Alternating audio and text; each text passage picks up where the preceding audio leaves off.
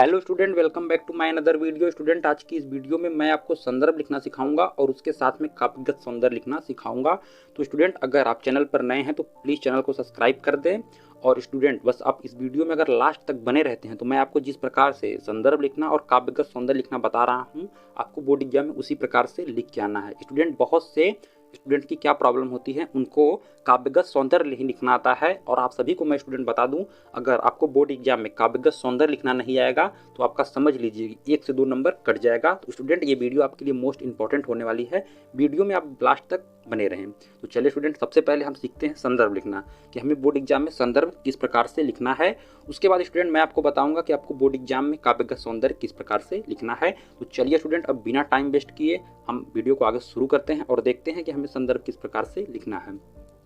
Student, संदर्भ लिखने के लिए सबसे पहले आप जिस भी चैप्टर का संदर्भ लिख रहे हैं, आपको उस चैप्टर के लेखक या कवि का नाम पता होना चाहिए और ये पता होना चाहिए कि उस चैप्टर का क्या नाम है। ठीक है स्टूडेंट, आपको संदर्भ लिखते समय इतना जरूर से जरूर पता होना चाहिए। अगर आपको इतना पता है स्टूडेंट, तो आप आराम से संदर्भ लिख लेंगे। तो चलिए स्टूडेंट, अब हम सीखते हैं संदर्भ लिखना।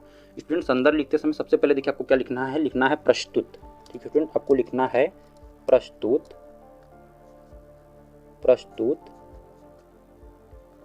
ठीक है स्टूडेंट, प्रस्तुत संदर्भ। या फिर नहीं स्टूडेंट, आपको ऐसे लिखना है प्रस्तुत पद्यांश। संदर्भ आपको नहीं लिखना है, आपको लिखना है प्रस्तुत पद्यांश। ठीक है स्टूडेंट, अगर आप पद्यांश का लिख रहे हैं तो आपको लिखना है प्रस्तुत पद्यांश। और स्टूडेंट, अगर आप गद्यांश का लिख रहे हैं तो आपको लिखना है प्रस्तुत गद्यांश। आपको लिखना है प्रस्तुत पद्यांश हमारी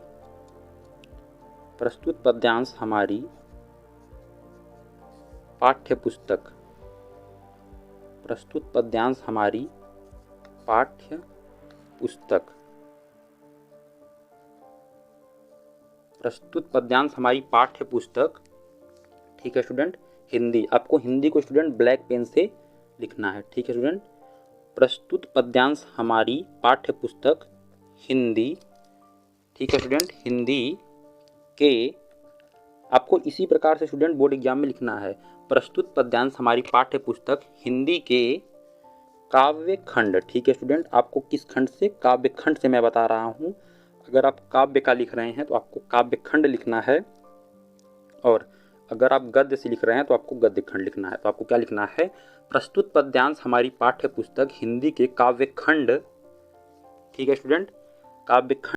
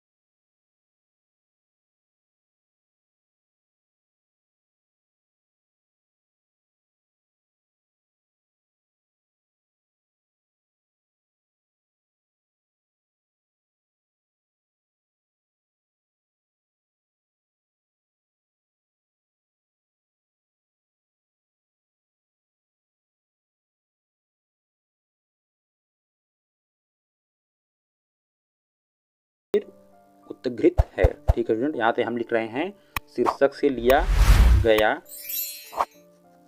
है। ठीक है स्टूडेंट, आपको संदर्भ बोर्ड एग्जाम में इस प्रकार से लिखना है। स्टूडेंट, मैं आपको एक बार फिर से बता रहा हूँ कि आपको संदर्भ किस प्रकार से लिखना है। स्टूडेंट, सबसे पहले आपको बोर्ड एग्जाम में हेडिंग डालनी है संदर्भ। उसके बाद आपको लिखना है प्रस्तुत पद्यांश। अगर आप पद्य का लिख रहे हैं तो आपको पद्यांश डालना है, और अगर आप गद्य का लिख रहे हैं तो आपको गद्यांश डालना है। ठीक है, उसके बाद आपको लिखना है प्रस्तुत पद्यांश हमारी पाठ्य पुस्तक हिंदी उसके बाद आपको लिखना है के काव्य खंड। अगर आप काव्य का लिख रहे हैं तो आपको काव्य खंड लिखना है, और अगर आप गद्य खंड से लिख रहे हैं तो आपको गद्य खंड लिखना है। ठीक है। उसके बाद आपको लिखना है काव्य खंड में संकलित एवं मैथिली शरण गुप्त। स्टूडेंट आप जिस भी चैप्टर का लिख रहे हैं उस चैप्टर में जो लेखक हैं या कवि हैं आपको उनका नाम पता होना चाहिए। आपको उनका नाम लिखना है, वो भी ब्लैक पेन से और इन्वर्टेड कामा में। उसके बाद आपको आगे लिखना है द्वारा रचित पाठ का नाम। तो यहाँ पे देखिए पाठ का नाम क्या है, भारत माता का मंदिर यह। उसके बाद आपको पाठ का नाम लिखना है और आगे लिखना है शीर्षक से लिया गया है या उद्धृत है। ठीक है स्टूडेंट, अगर आप इस प्रकार से बोर्ड एग्जाम में लिखते हैं तो समझ लीजिए कि आपको पूरा का पूरा नंबर दिया जाएगा। ठीक है स्टूडेंट, यानी कि आपको 2 नंबर जो संदर्भ पे आपको दिया जाता है वो पूरा का पूरा दिया जाएगा। स्टूडेंट ये तो बात हुई संदर्भ लिखने की। अब चलिए बात हम करते हैं काव्यगत सौंदर्य की, कि हमें बोर्ड एग्जाम में काव्यगत सौंदर्य किस प्रकार से लिखना है। तो चलिए स्टूडेंट अब हम देख लेते हैं कि हमें बोर्ड एग्जाम में काव्यगत सौंदर्य किस प्रकार से लिखना है। स्टूडेंट देखिए, जो काव्यगत सौंदर्य लिखने के लिए जो सबसे पहला पॉइंट आपको पता होना चाहिए, वो सबसे पहला पॉइंट हमारा देखिए है, काव्यगत सौंदर्य लिखने के लिए जो सबसे पहला पॉइंट आपको याद कर लेना है वो है सबसे पहले पद्यांश का प्रसंग लिखना है। स्टूडेंट आप जिस भी पद्यांश को सॉल्व कर रहे हैं उस पद्यांश में आप जो भी प्रसंग लिखे हैं काव्यगत सौंदर्य में, जो सबसे पहला आपको काम करना है, आपको यही काम करना है कि उस पद्यांश के प्रसंग को आपको काव्यगत सौंदर्य में पहला हेडिंग बना के या फिर पहला पॉइंट बना के आपको लिख देना है। ठीक है स्टूडेंट, उसके बाद आपको दूसरा काम क्या करना है, आपको जो पद्यांश आपके पेपर में दिया गया है उस पद्यांश में जो उपस्थित कठिन शब्द हैं उनका आपको अर्थ लिखना है। ठीक है स्टूडेंट, अगर आप पद्यांश लिख रहे हैं, ठीक है स्टूडेंट, पद्यांश को सॉल्व कर रहे हैं तो उनमें जो कठिन शब्द हैं आपको उनके अर्थ जरूर पता होंगे। आपको उन कठिन शब्दों के अर्थ को लिख देना है। 1 से 2 कठिन शब्दों को लेना है और उसके अर्थ को सही सही लिख देना है। ठीक है स्टूडेंट, ये हो गया हमारा दूसरा पॉइंट। तीसरा पॉइंट देखिए, आपको डालना है भाषा, यानी कि जो आपको पद्यांश दिया गया है वो किस भाषा में लिखा गया है। ठीक है स्टूडेंट, आपको वो भाषा डाल देनी है। सबसे पहले आपको भाषा डालना है और उसके बाद आपको उस भाषा का नाम लिख देना है कि यह किस भाषा में लिखा गया है। ठीक है, उसके बाद आपको चौथा देखिए पॉइंट क्या बनाना है, शैली। ठीक है स्टूडेंट, जो पद्यांश है उसकी शैली क्या है। उसके बाद स्टूडेंट आपको एक और काम करना है, उस जो पद्यांश आपको दिया गया है उस पद्यांश में आपको चेक करना है कि कौन सा अलंकार है। तो स्टूडेंट 5वां पॉइंट आपको बना के लिखना है अलंकार। ठीक है स्टूडेंट, मैं आपको जिस प्रकार से काव्यगत सौंदर्य लिखना बता रहा हूँ आपको उसी प्रकार से लिखना है। और लास्ट पॉइंट देखिए आपको क्या बनाना है, रस। ठीक है स्टूडेंट, अगर आप इस प्रकार से काव्यगत सौंदर्य लिख रहे हैं तो बोर्ड एग्जाम में आपको समझ लीजिए, अगर आप कोई भी पद्यांश सॉल्व कर रहे हैं तो उसमें आपको जो टोटल 6 नंबर का पूछा जाता है आपको वो 6 नंबर दिया जाएगा। ठीक है स्टूडेंट, अगर आप इस प्रकार से संदर्भ और काव्यगत सौंदर्य लिखेंगे, ठीक है स्टूडेंट, तो एग्जामिनर आपको पूरा का पूरा 6 नंबर देगा। स्टूडेंट आज मैंने जो भी आपको बताया है इसको आप नोट कर लीजिएगा और आप बस बोर्ड एग्जाम में एक बार ये फॉलो करके आएंगे तो आपको चिंता करने की कोई ज़रूरत नहीं होगी, क्योंकि एग्जामिनर अगर इतना देख लेगा आपके काव्यगत सौंदर्य में और आपके संदर्भ में तो वह पूरा का पूरा आपको नंबर दे देगा। स्टूडेंट अगर आज का वीडियो आपको अच्छा लगा है तो प्लीज़ इस वीडियो को लाइक कर दें और स्टूडेंट इस वीडियो को अपने सभी फ्रेंड्स के पास शेयर जरूर से करें। ठीक है स्टूडेंट, हम मिलते हैं आपसे नेक्स्ट वीडियो में, तब तक के लिए जय हिंद जय भारत।